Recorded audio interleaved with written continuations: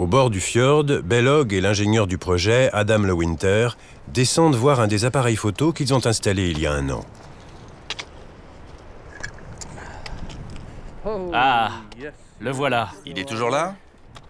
Oui, l'appareil est là. Mais où est passé le glacier? Il y a 1 an, le front glaciaire était juste là.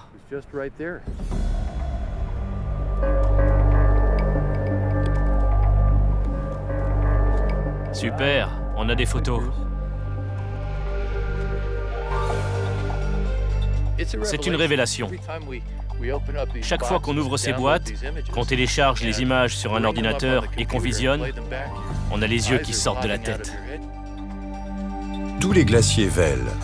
Mais le Columbia perd de la glace si rapidement qu'en 30 ans, il a reculé de 16 km dans le fjord.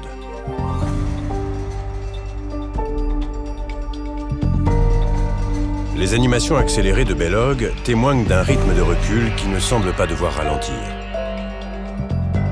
Entre mai 2007 et juin 2008, le Columbia a encore perdu près d'1 kilomètre de glace. Je ne m'attendais pas du tout à enregistrer des changements d'une telle ampleur pendant la durée de ce projet. Le vêlage rapide du glacier est un symptôme de son déclin. Mais le phénomène est mal compris des scientifiques. Si Pfeffer et O'Neill découvrent pourquoi le Columbia perd plus de glace, ils arriveront peut-être à prévoir son évolution future. Empruntant une voie inattendue, ils font appel à la sismologie pour percer le mystère de la glace. Ils utilisent des sismomètres pour enregistrer les vibrations des tremblements de glace, ces secousses qui se répercutent à travers la glace lorsqu'elle vêle. Le travail des 2 chercheurs désigne clairement un seul et même coupable, l'eau. On sait déjà que l'eau fait fondre la glace, mais elle semble également la fendre, comme un puissant levier. On entend l'eau de fonte qui s'écoule et qui reste piégée à l'intérieur du glacier. Quand de l'eau à haute pression entre dans une fissure, elle peut l'agrandir. Les données sismiques confirment sans le moindre doute possible que ces vêlages résultent bien de crevasses élargies par l'eau.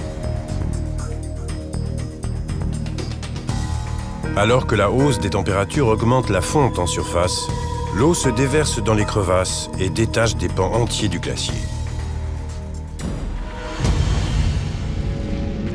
Le rythme du vêlage s'accroît et cela précipite la disparition du glacier.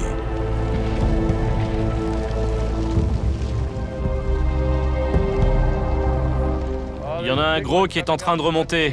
Le voilà. Bellog assiste à ce spectacle extraordinaire depuis les premières loges. Sous ses pieds, le fjord semble prendre vie. Cette glace basale provient du fond du glacier, la glace bleu foncé là. Quand la glace et la neige sont compressées, l'air est expulsé et la couleur devient de plus en plus pure.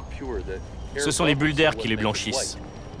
Et quand la base du glacier se fragmente, on voit des saphirs et des turquoises incroyables remonter à la surface. C'est là que sont les icebergs.